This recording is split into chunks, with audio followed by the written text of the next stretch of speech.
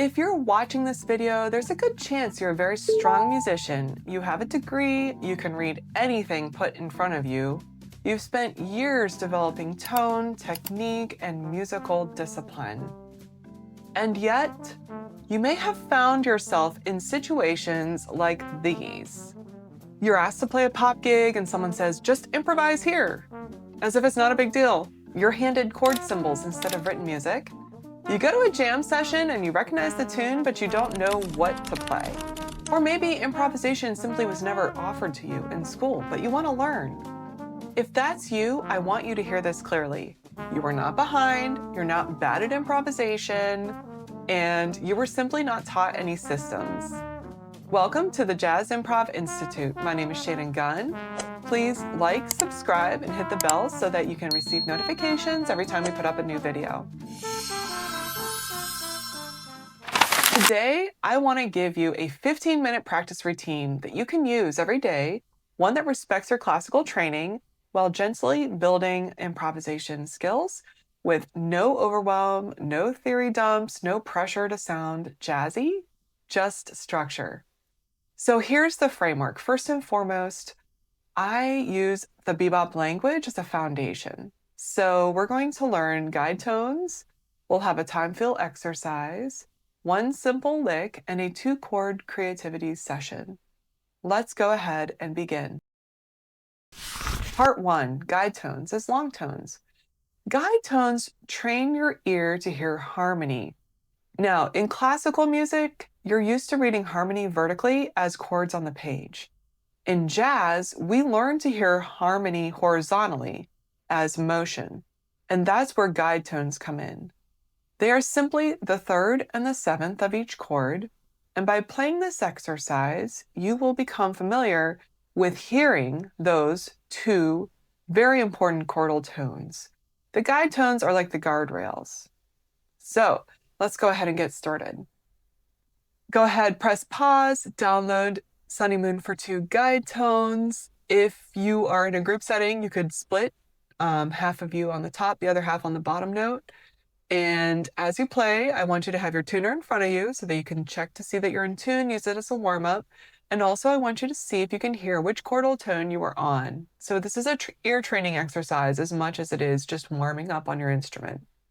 1, 2, 1, 2, ready, go.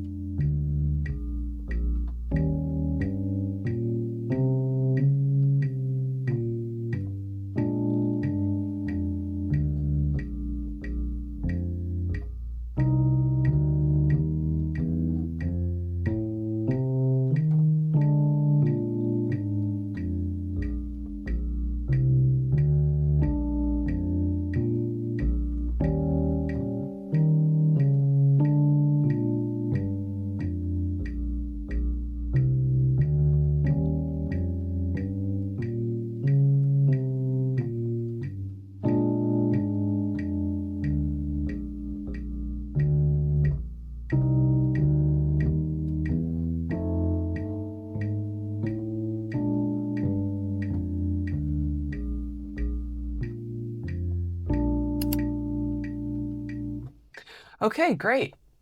Now I want you to do a time feel exercise on those guide tones. In jazz, we utilize legato by default, and then we utilize that in terms of articulations to really add spice to our solos. So the first fundamental skill is being able to play legato so you can do different articulations later. So when you're playing, I want you to play legato on one note as if it's slurred or has slur marks as all 8th notes, okay?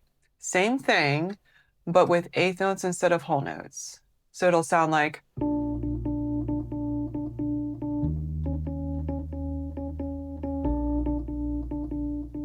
okay? And you want to work on consistency of your notes. Repeated legato. A 1, a 2, a 1, 2, 3, 4.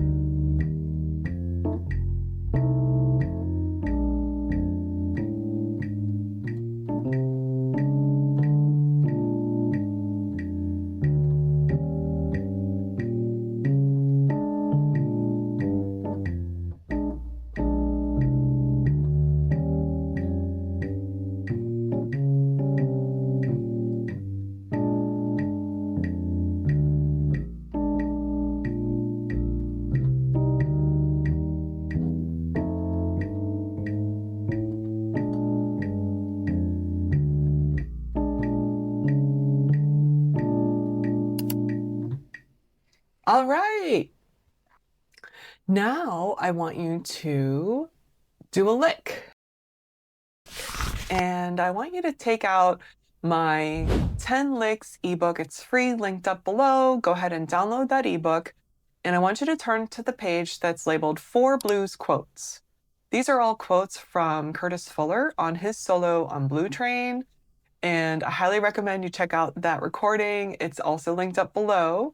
And so I'm going to go ahead and start this for you. I'm going to do the first like 5, and then I'm going to skip to the very end, okay? So here we go. Starting in the key of B flat, we're going to start on the 5th note of the scale. Starts on an F concert. And this is, available to you, whatever key you're in, it's available. So here we go. And 1, 2, 1, 2, 3.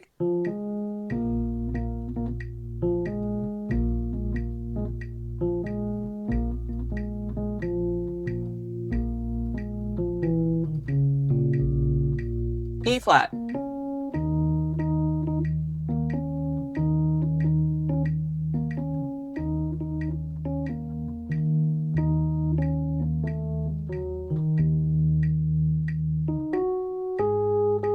This is A flat. Sorry.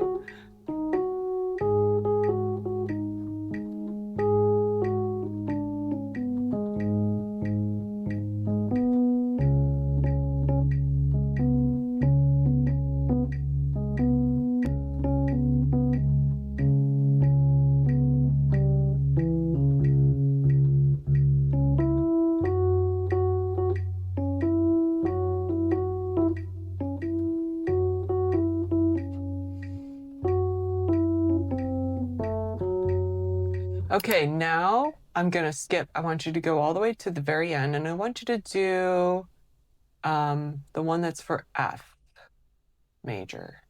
So the last line, and this will help you with the next assignment. 2, 1, 2, 3.